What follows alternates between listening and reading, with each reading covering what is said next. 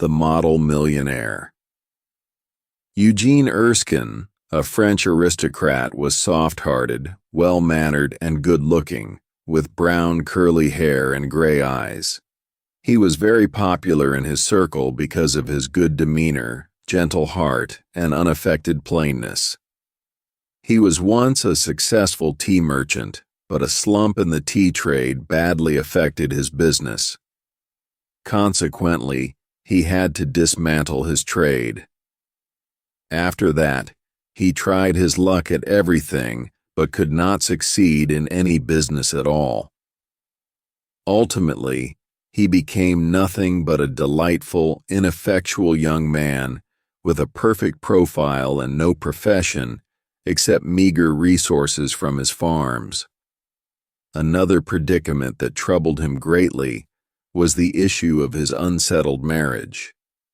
In the heydays of his tea trade, Eugene's mother asked Colonel Martin for the hand of his daughter, Laura Martin, for her son.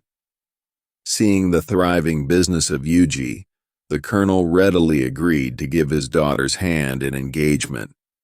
However, the consistent fiasco of his career in business made the colonel change his mind.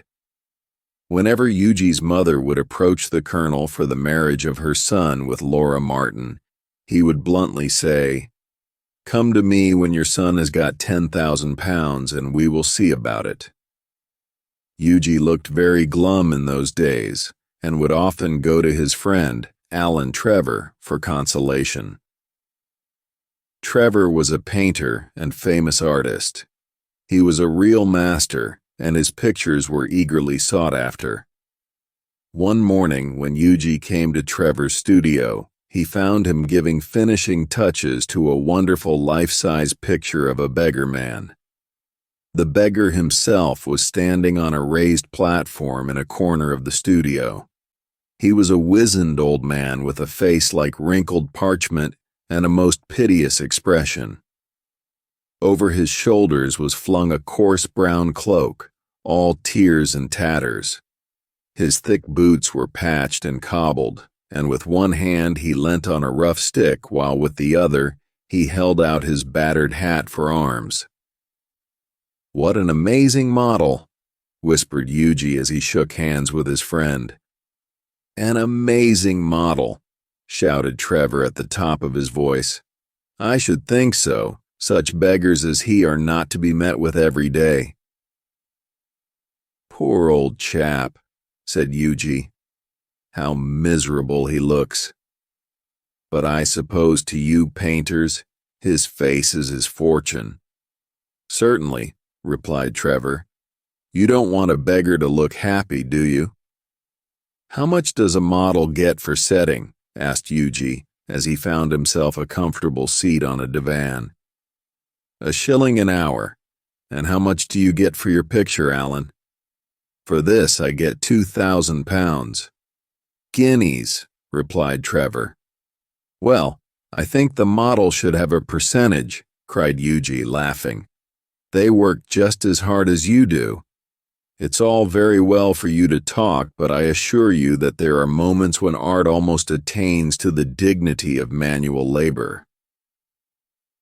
After some time, the servant came in and told Trevor that the frame maker wanted to speak to him.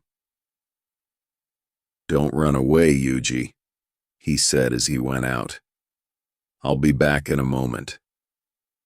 The old beggar man took advantage of Trevor's absence to rest for a moment on a wooden bench that was behind him.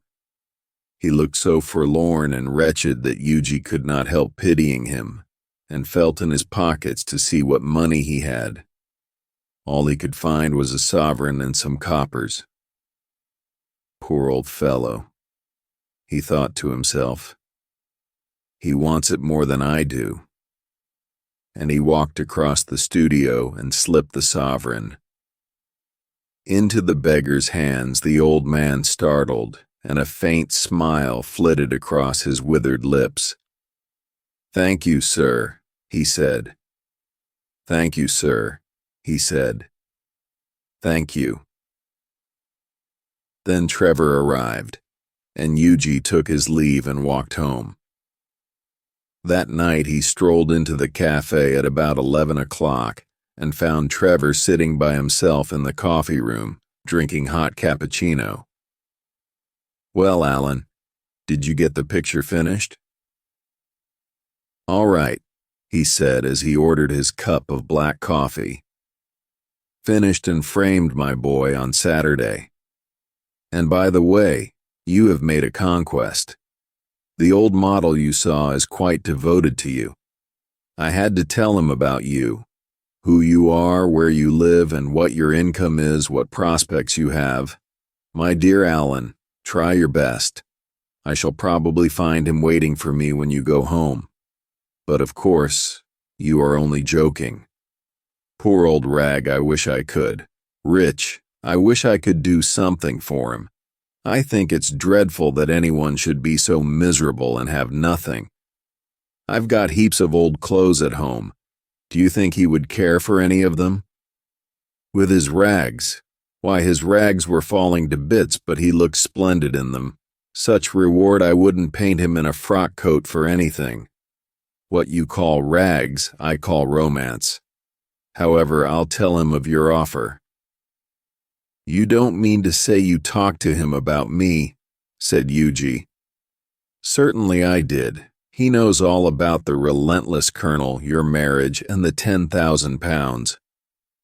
You told that beggar all my private affairs?" "Right," Yuji said, looking very red and angry. "My dear boy," said Trevor, smiling, "that old beggar, as you call him, is one of the richest men in Europe. He could buy all of London tomorrow without overdrawing his account. He has a house in every capital and dines off gold plates." "What?" exclaimed Yuji. "What I say is that the old man you saw today in the studio was Baron Hosberg. He is a great friend of mine. He gave me a commission a month ago to paint him as a beggar, and I must say he made a magnificent figure in his rags." "Baron Hosberg?" cried Yuji. "Good heavens, I gave him a sovereign, shouted Trevor, and he burst into a roar of laughter. "My dear boy, you'll never see it again." "I think you might have told me, Alan," said Yuji sulkily, "and not have let me make such a fool of myself." "Well, to begin with, Yuji," said Trevor, "it never entered my mind that you went about distributing arms in that reckless way, and when you came in, I didn't know whether Hosberg would like his name mentioned. You know, he wasn't in his own dress." "What a duffer he must think me," said Yuji. "Not at all. He was in the highest spirits. After you left, he kept chuckling to himself and rubbing his old wrinkled hands together. I couldn't make out why he was so interested to know all about you, but I see it all now." "I am an unlucky fellow," growled Yuji. "The best thing I can do is to go to bed. And my dear Alan, you mustn't tell anyone. Nonsense. It reflects the highest credit on your philanthropic spirit, Yuji. And don't run away. Have another cup of coffee." However, Yuji wouldn't stop but walked home feeling very unhappy, leaving Alan Trevor in fits of laughter. The next morning, as he was at breakfast, the servant brought him up a card on which was written, "Mr. Gustav Norden, from Baron Hosberg." "I suppose he has come for an apology," said Yuji to himself, and he told the servant to show the visitor up. An old gentleman with gold spectacles and gray hair came into the room and said, "Have I the honor of addressing Monsieur Erskine?" Yuji bowed and said, "Yes, sir." "I have come from Baron Hosberg," he continued. "The Baron begs, sir, that you will offer him my sincerest apology." Yuji stared at the old gentleman with a smile and said, "Has commissioned me to bring you this letter." He extended a sealed envelope. On the outside was written, "A wedding present to you, Erskine, from an old beggar." Inside was a check for £10,000. When he married, Alan Trevor was the best man, and the Baron made a speech at the wedding breakfast.